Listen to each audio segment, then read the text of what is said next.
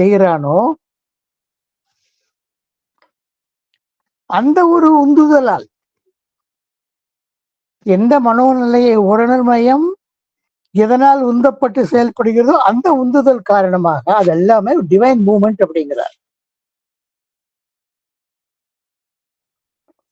This is there is an issue, great flow of an all embracing, all containing consciousness which manifests in an ever rolling universe.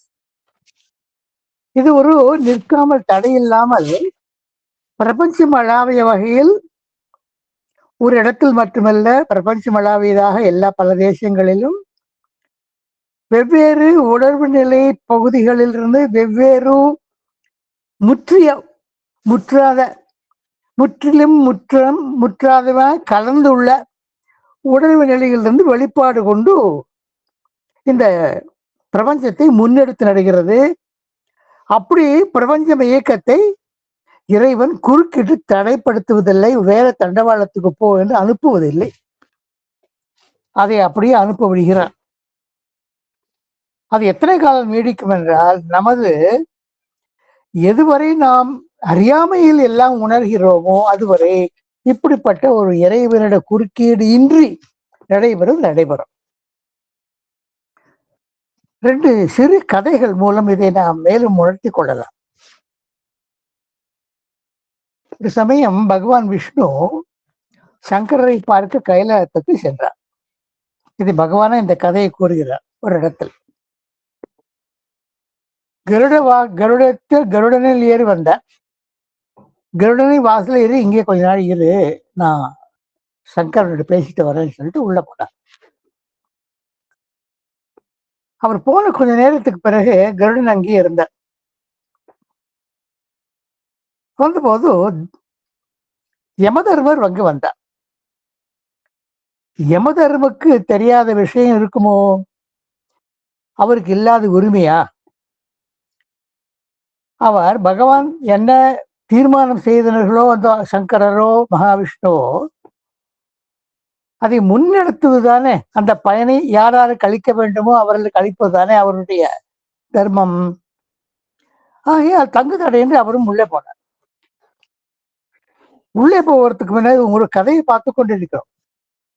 உள்ளே போவதற்கு முன்னால் அங்கே அந்த ஒரு வெளிப்புறத்தில் ஒரு குருவி இருந்தது, சிட்டுக்குருவி.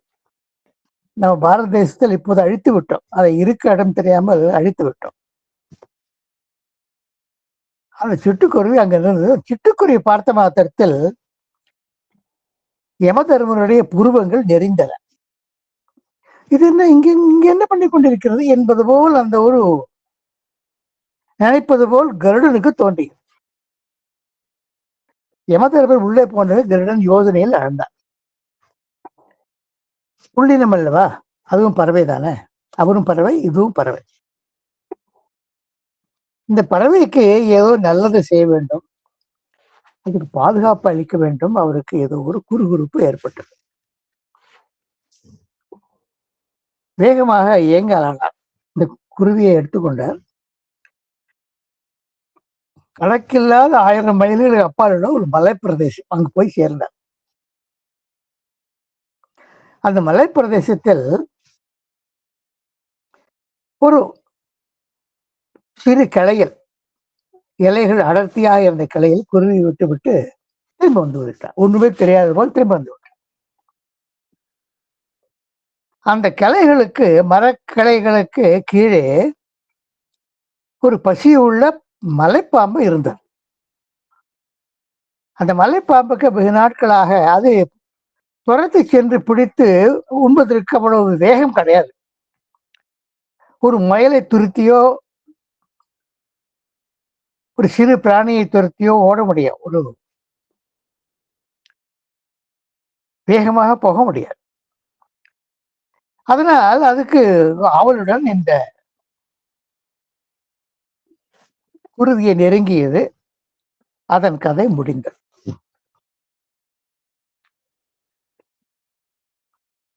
மறுபடியும் சங்கரருடைய கைலாயத்துக்கு வருவோம்.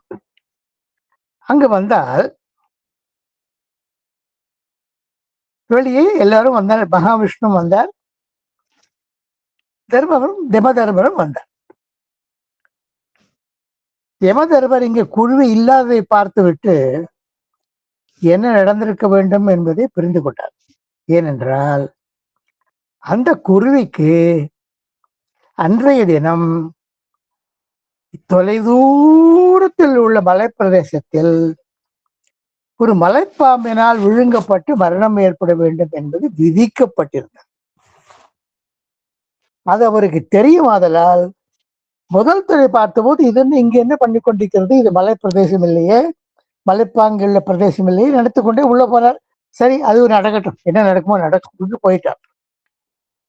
ஆகையால் நம்ம என்ன பாடம் இதுல இருந்து என்ன கதை என்ன கூறுகிறது என்றால், இயக்கங்கள் யூனிவர்சலி ஏற்படுத்தும்படி அமைக்கப்பட்டு விட்டன.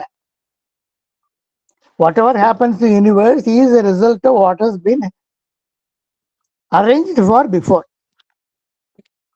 அப்படி ஏற்படும் பொழுது அது ஏற்படுவதை இறைவன் தடுப்பதில்லை. இப்படித்தான் பரிணாம வளர்ச்சி மேலே செல்ல வேண்டும் என்பது அவனுடைய தீர்மானம். இன்னும் ரொம்ப இன்ட்ரெஸ்டிங் விவர கதை, அதுவும் கதை தான்.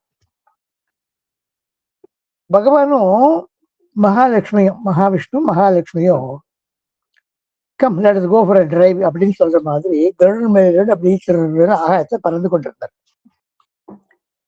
ஒரு ஆந்திர தேசத்துக்கு மேல் பறக்கலாயினர். அங்கே ஆந்திர தேசத்துக்கு மேலே அந்த ஊர் ராஜா, அவளுக்கு அழகான பெண், அவனுக்கு மனப்பருவம் அடைந்து விட்டாள். இதற்கு மாப்பிள்ளை படம் மோட்டோ எல்லாம் வந்து கொண்டிருக்கான். பக்கத்தூர் ராஜகுமாரர்கள் எல்லாம் இது சரியில்லை அது சரியில்லை எல்லாத்தையும் ஒதுக்கி வைத்துக் கொண்டிருக்கிறார். மணமகளுக்கு இந்த இந்த நாளில் ஒரு கல்யாணம் ஆகிவிடும் ஜோசப் வேறு கூறியிருக்கிறார். இதெல்லாம் பார்த்த மகாலட்சுமிக்கு ஒரு தாய்மை பரிவு ஏற்பட்டது. அவர் பகவானிடம், ரொம்ப அழகான ராஜகுமாரி இல்லையா, அவளுக்கு உங்களை போல ஒரு குணவான், வீரியவான், அழகன் ஒரு கணவன் கிடைச்சா எப்படி இருக்கும் இல்ல இப்படின்னு ஒரு கேள்வி போலவும், கேள்வியிலே பதில் அடங்கியதை போலவும், தனக்குள்ளே நினைத்துக் கொள்வதை போலவும் ஒரு வார்த்தையை கூறினார். மகாலட்சுமி கூறினார். அந்த பகவானுக்கு அந்த கேள்வி பகவானை கேட்டிருக்க வேண்டாம் என்று தோன்றிற்று. அவருக்கு ஏதாவது பிடிக்காத கேள்வி மகாலட்சுமி கேட்டால் திடீர் என்ன பண்ணுவார், வேற பாஷையில் பேச ஆரம்பித்து வருவார்.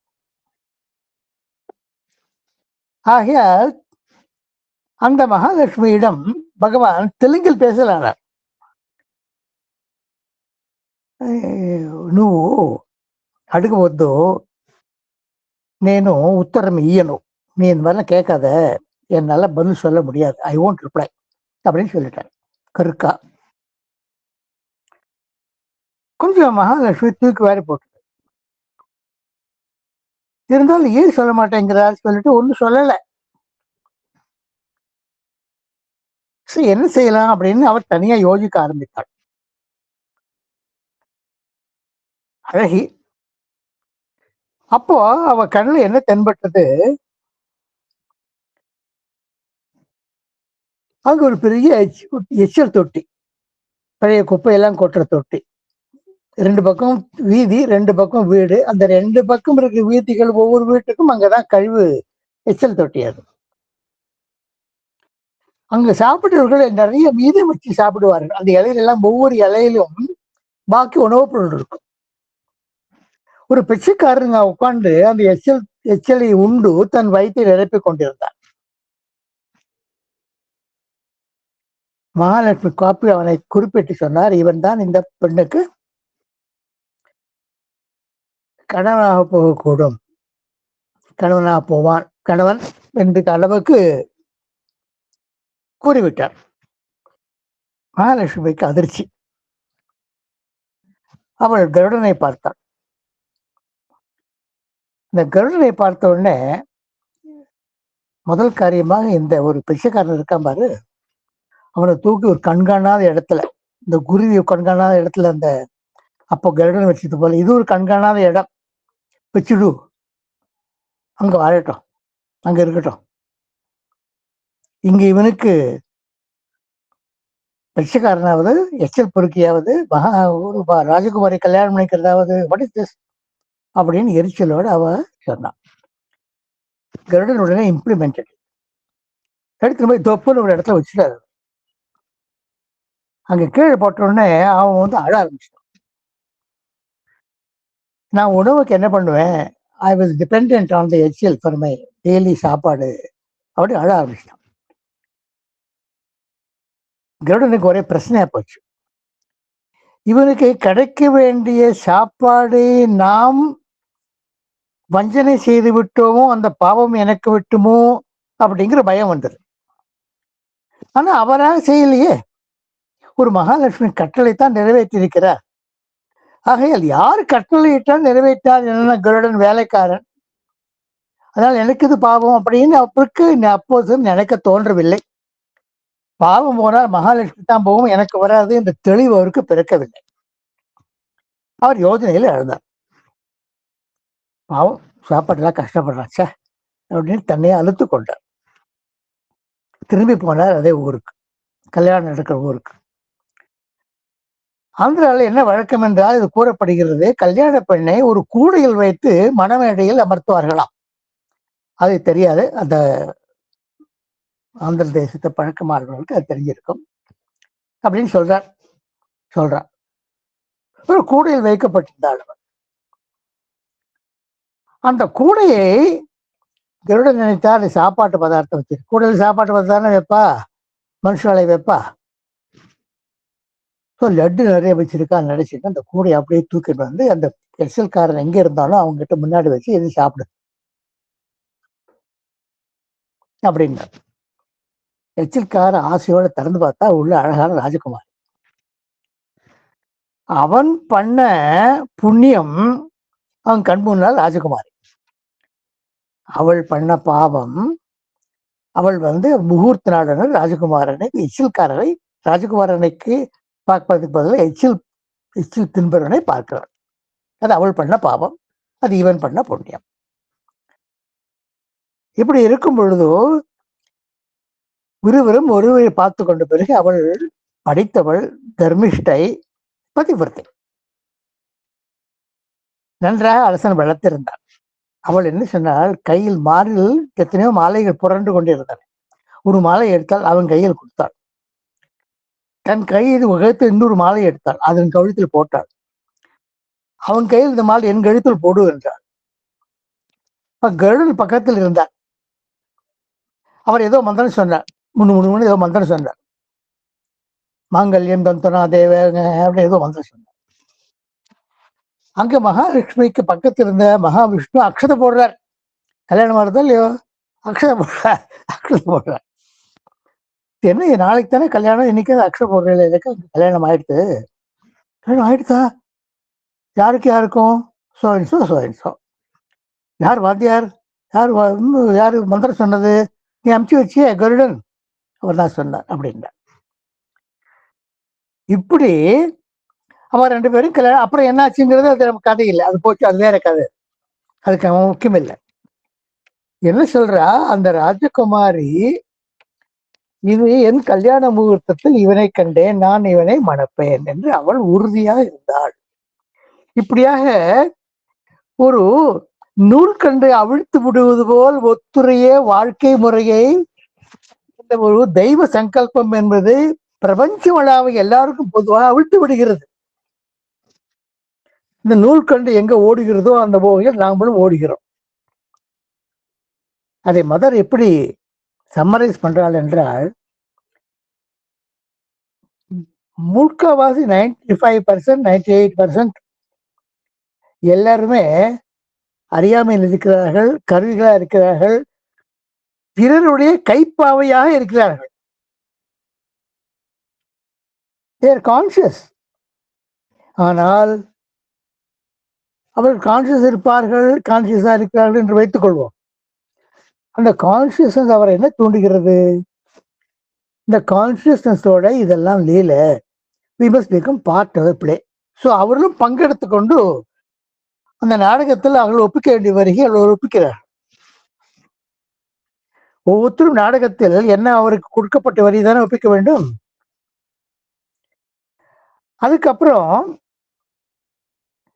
கடவுள்களை நன்றாக அறிந்து அவன் நினைவாக இருக்கும் யோகியர் இருந்தாலும் அவர்கள் என்ன செய்கிறார்கள்? அவர்கள் இப்படித்தான், உலகில் முழுமை என்பது உண்டு, அது பகுதி என்பது உண்டு. முழுமை வேறு, பகுதி வேறு.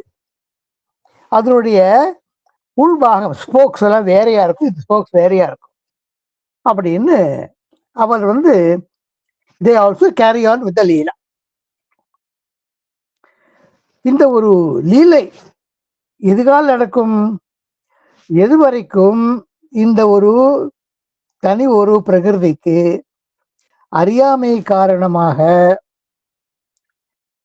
அறியாமையில் உழன்று கொண்டு சிந்திப்பது என்பது ஏற்படுகிறதோ, அந்த பிச்சைக்காரர் போல் எச்சில் தின்பது, எச்சில் கிளி என்று வருத்தப்படுவது, இதெல்லாம் போல் இருந்ததோ, அப்படிப்பட்ட as long as you think you are the doer, நீ தான் செய்கிறாய் என்று அந்த ஒரு நீ ஒரு பெரிய ஒரு மூவ்மெண்டில் ஒரு பகுதி, அதற்கு பதிலாக நான் தான் செய்பவன் அப்படிங்கிறத பகுதி போய் செய்பவனும் அவர், செய்விப்பனும் அவர், செய்யப்படுவதும் அது அவருடைய ஏற்பாடு என்ற ஒரு தெளிவு வர்றதுக்கு இப்படி இருக்கும் அப்படின்னு இந்த முதல் பகுதிக்கு ஹியூமன் வில் யூனிவர்சலுக்கு அன்னை வளர்க்கலாம். அச்சா, இந்த கதையை நினைச்சு பாருங்க, வேடிக்கையா இருக்கும், பொறுத்தா இருக்கு, சொல்லும்படியா சுவாரஸ்யமா இருக்கும். அடுத்த பகுதி என்னன்னா ஹாஸ்டைல், அதனுடைய சக்திகள், எங்கு அதனுடைய வீச்சு, எதுவரை அதனுடைய தாக்கம் கேட்டோமானா, mind is only one movement. Mind தான் தாக்குறதா ஹாஸ்டைல்? மைண்டு தான் நிறைய ஆராய்ந்து தவறான முடிவுகளை எடுத்து தவறான வழிகளை சேர்ந்து தனக்கே பெரிய ஒரு நெடுஞ்சாலையில் நேர்பாதையில் செல்லாமல் ஒரு ட்ரை டஸ்ட்பின் வர பாண்டியர் ஆந்தி, டெசர்ட்லேருந்து வரும் காத்து, அதில் போக சேருகிறதா? எப்படி எல்லாம் பார்க்க தொடங்கினால் அந்த மைண்டுக்கு இருக்கிற ஒரு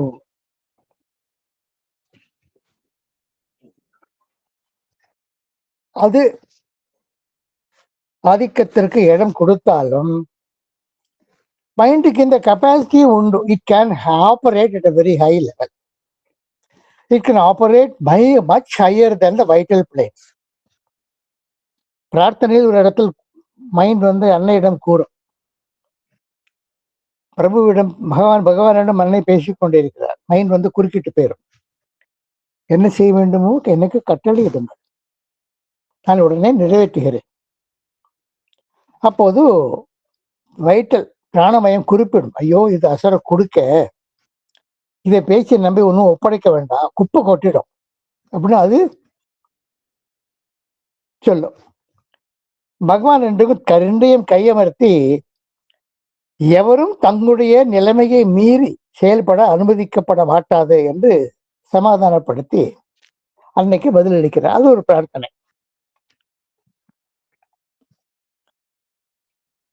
அப்படிப்பட்ட mind piece generally belongs to the physical world and physical mind. It is under sway of the vital world. Physical மைண்டும் பார்த்தோம்னா அதுவும் மேலே பிராணமயத்தின் தாக்கம் அதிகம். அது சொலிடிஃபைடு சாலிடா இருக்காது.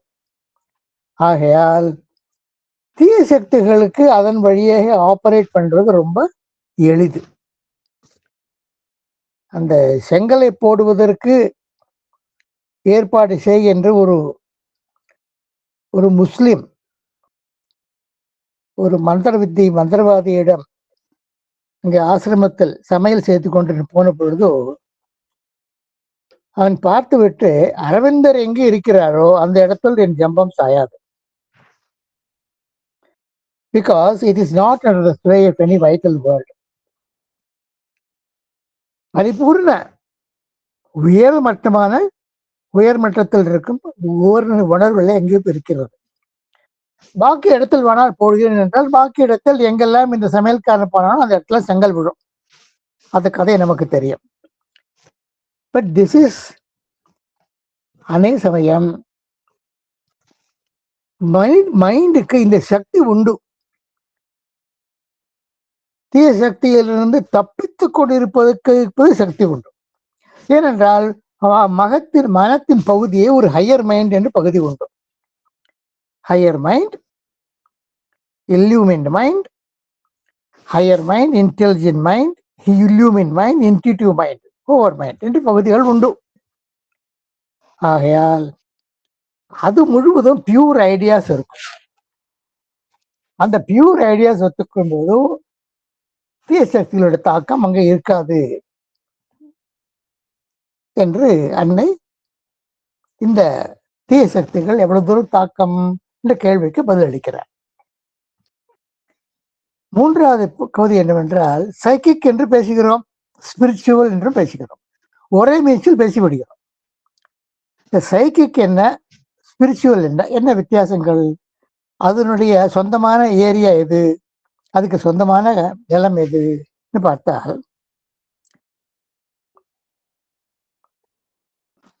சைக்கிக் என்பது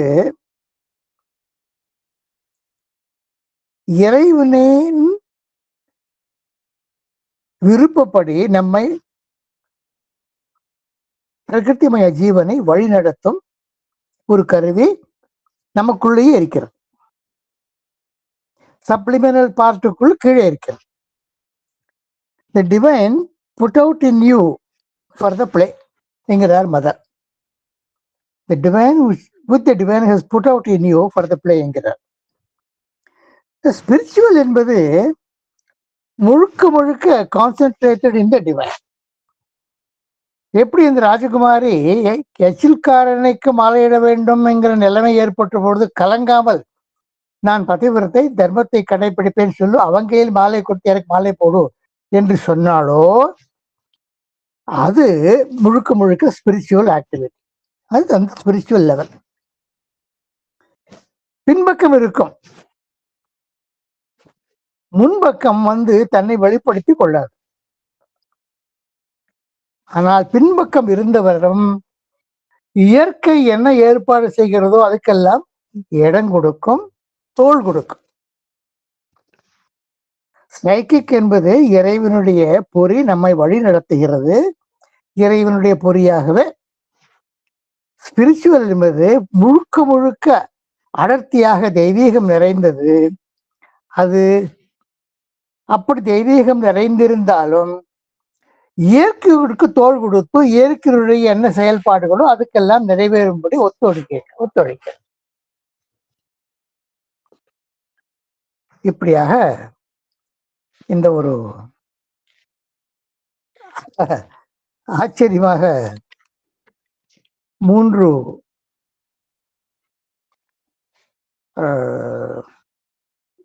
கேள்விகளுக்கு இந்த ஒரு 8வது உரையாடலை நமக்கு தெரிந்து கொண்டோம். ஒரு 10 நாளைக்கு முன்பு என்ன நடந்தது என்றால், புதுநாள் புத்தாண்டு வரப்போகிறது. அதை எதிர்பார்க்கும் வகையில் சில ரசமான விவரங்களை இந்த புத்தாண்டை பற்றி ராதாராணி அனுப்பியிருந்தார். அதை வசந்த மாதா நீங்க சொல்றீங்களா, நான் சொல்லட்டுமா? நீங்க சொல்லுங்க sir, if you find it comfortable. சரிம்மா, சரி. அவர் அதுல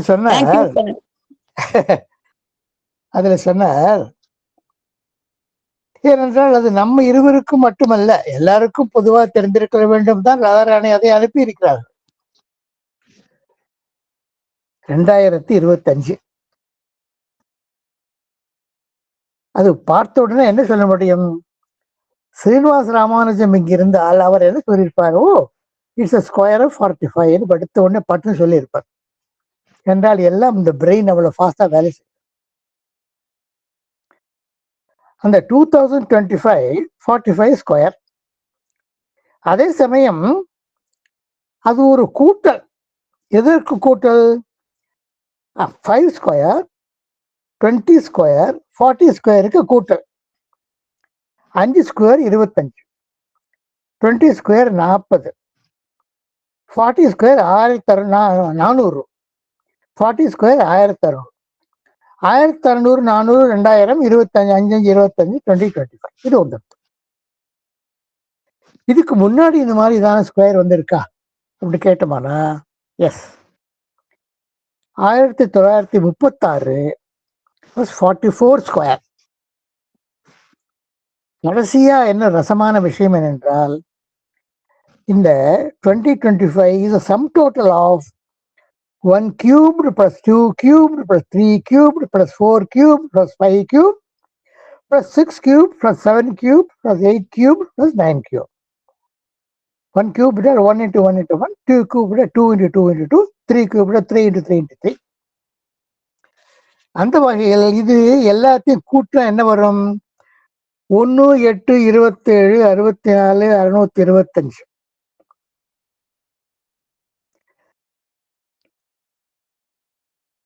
ஆறாறு 36க்கு 216 6 கியூப், 7 கியூப் 343, 8 கியூப் 512, 9 கியூப் 729.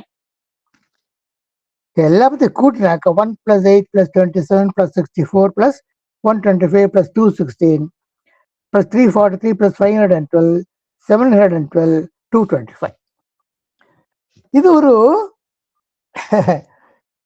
ஒரு ரசமான விவரம்.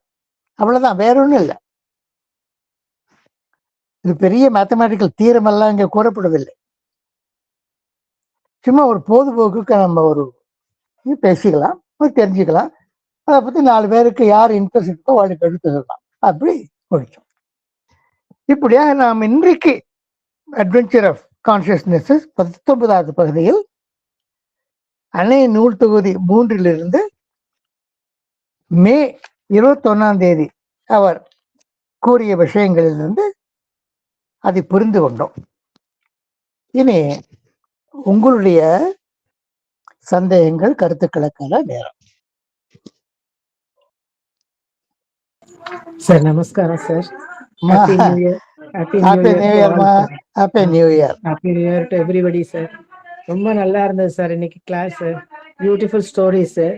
அதாவது என்ன நடக்கணுமோ அது நடந்துதான் தீருங்கிற மாதிரிக்கு பகவான் அதை மேலேந்து பார்த்துட்டு நடத்திட்டு இருக்காங்கிறது தான் சார் தெரியுது இதுல இருந்து. அது அப்ப சாவித்திரி வந்து சத்யவானை கொண்டு வருவான் முன்னாடியே பகவான் டிசைட் பண்ணதுனால்தான் அது நடந்தது. இல்லாட்டா அதுவும் நடந்திருக்காது. இதுல தெரியாது. ரொம்ப வெரி இன்ட்ரெஸ்டிங் சார். கடைசியில நம்ப சொன்னது ரொம்ப beautiful sir. You have made the class very interesting today sir. Thank you very much sir. Thank you ma. Thank you. Sir, in the number magic it is something like one adventure of consciousness. யாரோ கொஞ்சம் பேர் ஒரு consciousness கண்டுபிடிச்சு அந்த அது கொஞ்சம் அட்வென்ச்சரஸா இருக்குன்னு எல்லாருக்கும் பண்ணிருக்காங்க. அப்புறம் அதுல இன்னும் ஒரு பாயிண்ட் என்ன சொன்னாங்கன்னா, we are fortunate to be here for this year of a perfect square.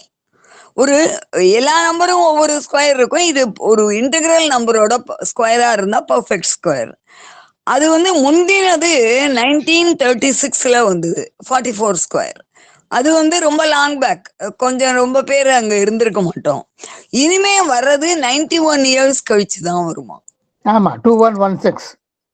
ஆமா, அதுவும் வந்து quite far off. 46 ஸ்கொயர் வந்து இது வந்து ஒரு பெரிய கோயின்சிடென்ஸ் அப்படின்னாங்க. அதோடைய நேச்சர் ஆஃப் அட்வென்ச்சர். ஆமா ஆமா. ஒரு ஆகாசத்துல ரொம்ப இன்ட்ரெஸ்டிங்கா இருந்தது சார். ஆகாசத்துல வால் நட்சத்திரம் தெரிஞ்சா எவ்வளவு அதிசயமோ அது போல் இது அதிசயம். எஸ்மா பங்கஜம்மா சொல்லுங்க.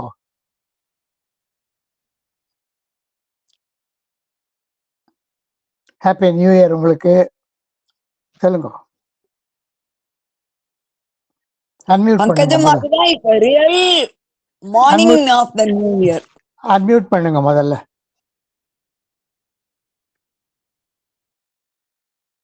இந்த ஜூம் அன்மியூட் பண்ணாதே, நான் ஒன்றும் பண்ணல, நீங்களே அன்மியூட் பண்ணுங்க.